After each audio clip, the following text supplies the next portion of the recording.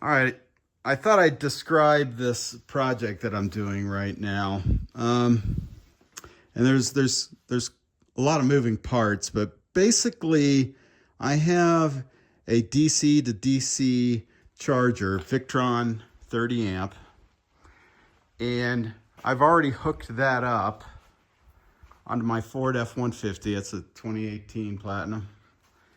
And just to show you how I did this, I took this is number 4 gauge, and I just connected it onto my battery here. And then I have whatever they've told me to put on there for a 60 amp. That's what the Victron DC to DC Orion TR charger. And I ran that cable around here down underneath somewhere. It seems to be doing well. It's been on here for about 3 years, I would say.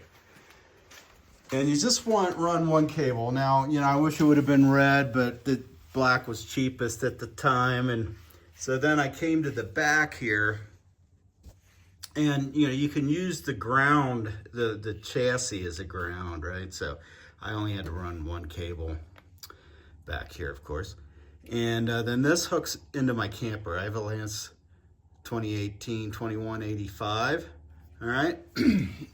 And inside there, underneath the bed, I have, it's actually in the luggage compartment, I have the DC to DC charger. And they actually have a 50 amp now that doesn't get as hot, and it's a much better layout. Wish I'd done that. And actually, I may go and do that because that gauge cabling for AWG, that would be rated to carry that into my camper. Now, in my camper, I used to have these two Renogy 170 amp hour batteries.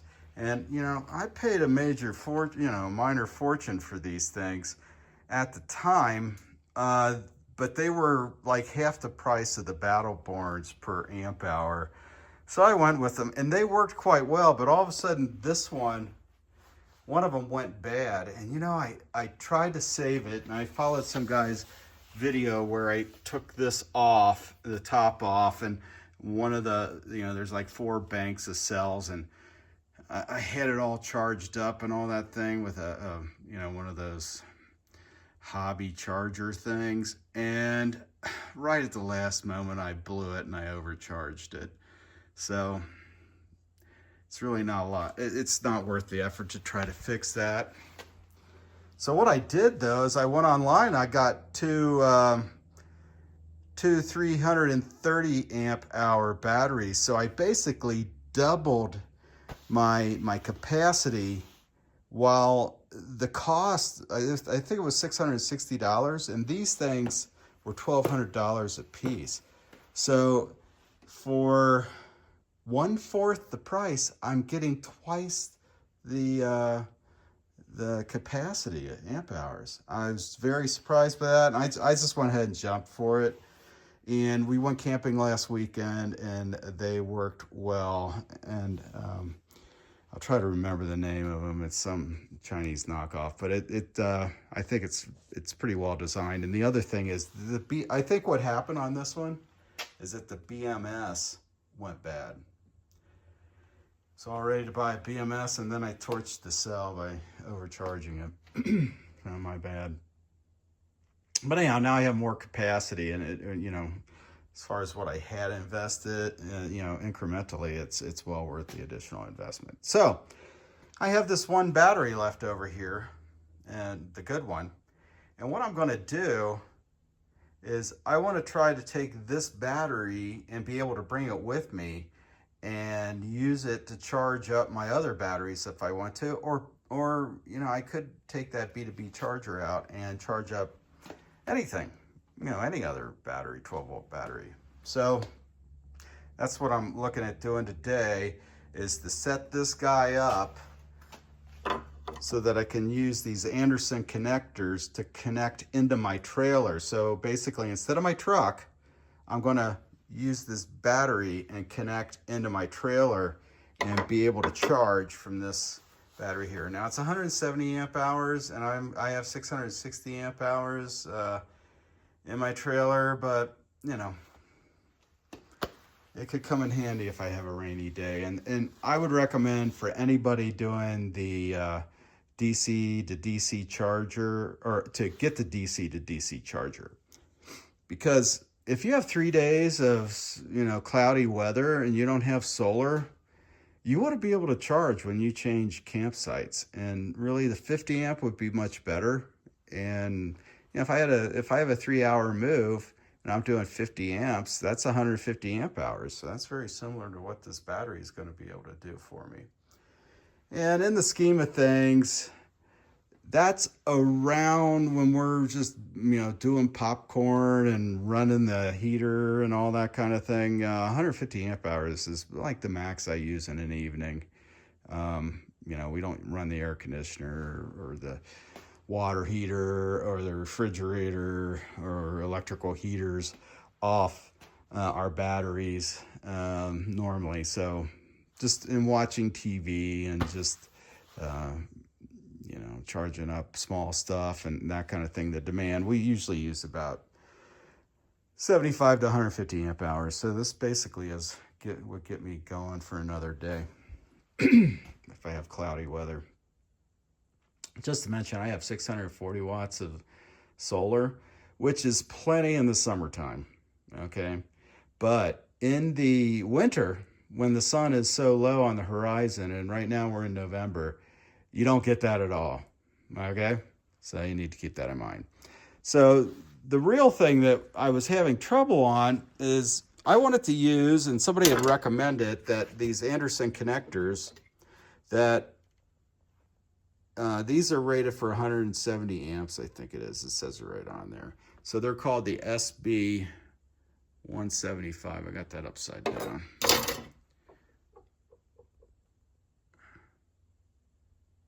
See that anywhere? Okay, so the SB175, yeah, they say that I can use all sorts of AWG sizes in here. All right. But when I ordered this online from Amazon, you know, it came with these connectors, and see how they say A on them? That's an A. So this thing's like 8 millimeters in diameter. So it's way too big for AWG 6. Now, AWG 6 gauge cabling, I mean, that stuff easily carries 60 amps, okay? So that's why I want to use it. But, you know, if I want to use like this thing's really made for like 1/0 cable. But, you know, somebody had said, oh no, you want to use these 170s because they're more stout. And I looked into it, and yes, indeed they are. And I would recommend using these. But the problem I've had in the past is how to crimp onto 6 AWG. Now they say that, see if I can focus in. They say that this will work on, you know, that I can do this, the Anderson people. And yes, it does. And they say you can put like a sleeve in there, or you can also do, I've seen this where people just put solder inside here, and then you just get it real hot, get the cable hot, and then stick it in there, all right? But that's not what you want to do. Or a lot of people say you should just crimp down on it. So then the question is how you go about doing that. So I've got this one here. I think this is a 20-ton or 12-ton crimper. All right, so I've done one of these already, so I can show you the end product, right? So there you go. But the way you do this without a crimper, and they actually mention this somewhere in the Anderson write-ups, is you just you measure down into this thing, and you know it's going to be hard to do this, and let's have to like this. All right, you can get the depth, and I actually used my this guy, my measuring micrometer, I'm going to call that, and you know, stuck that thing in there and found out how deep it was. And you want to trim this off, but not twice as much. I tried that on here, and that's too much. Okay, you want to do like maybe a little bit less, because when you fold it over and you crimp it, you might get a little fraying that comes out the end, and then you have to trim it off. So I would recommend, you know, doing like a 1/4 inch less than twice the depth of this guy here. Right now, what I'm going to do, and I can't do this because I don't have the holder for my camera, is you fold this back, and I'm going to fold it back so it's short of the rubber here. And then you stick it in to this guy, and you fold it back in portions. So you might do 4 to 6 like bits that you fold back, and then you like twist them up a little bit so you get some, so you can push it into here. And then once you get it in there and you're happy with that, you stick it in here, and you get a die that's suitable, and just crimp it down. And then I think anybody who's run these things, you do like a gentle crimp the first time, and you want to do the crimp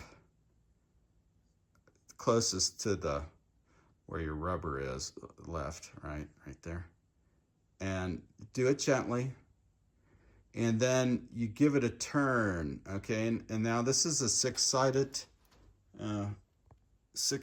crimper thingy.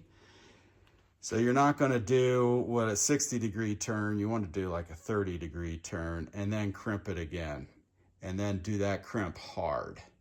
Okay, but the reason you want to do the first crimp is, well, gently, is that if you crimp it too hard on the first go, you're stuck with that like hexagonal formation, and you're just going to like screw it all up afterwards.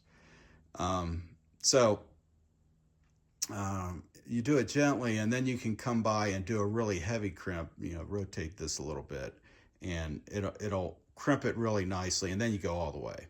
So then you're stuck with that hexagonal formation. And then you go and crimp it again, closer to the end of where the cabling is going up inside there. All right. Then after you get that done, and that's on there, okay, that ain't coming off.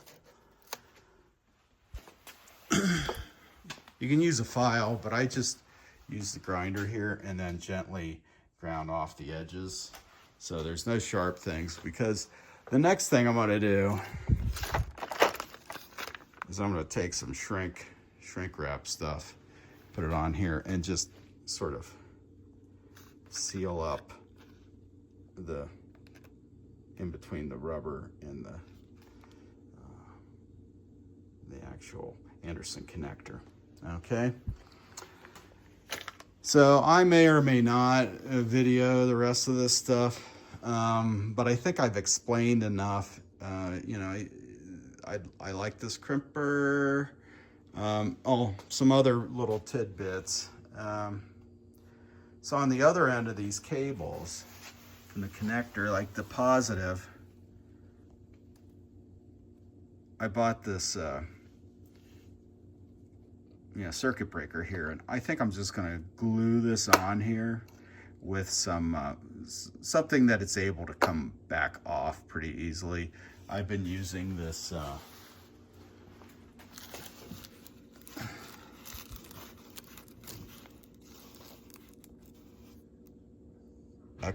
extreme ply, so I've been using that, and that's easy enough to pry back off your battery. And I'll give you an example over here.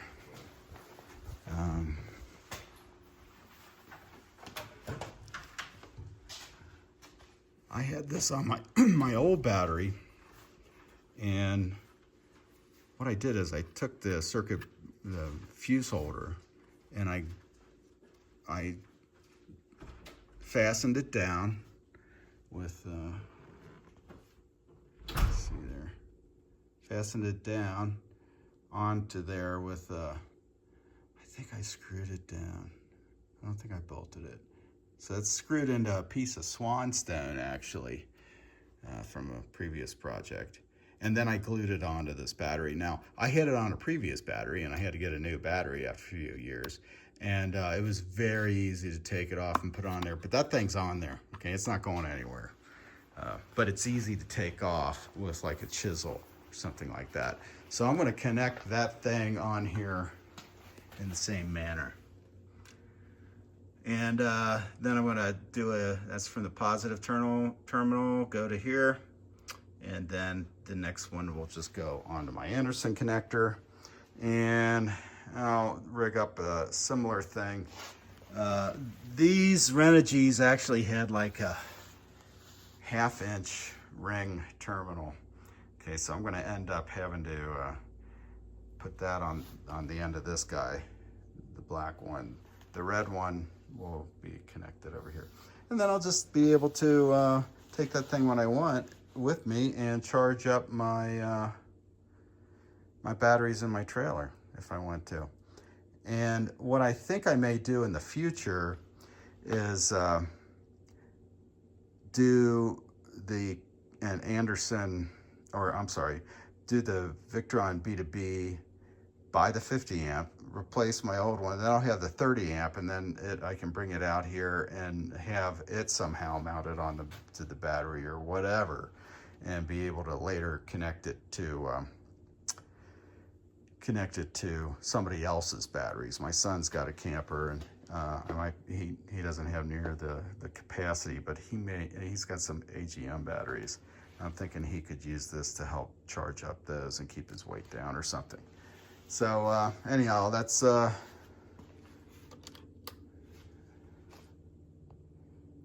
this is the 6 AWG to 1/2-inch.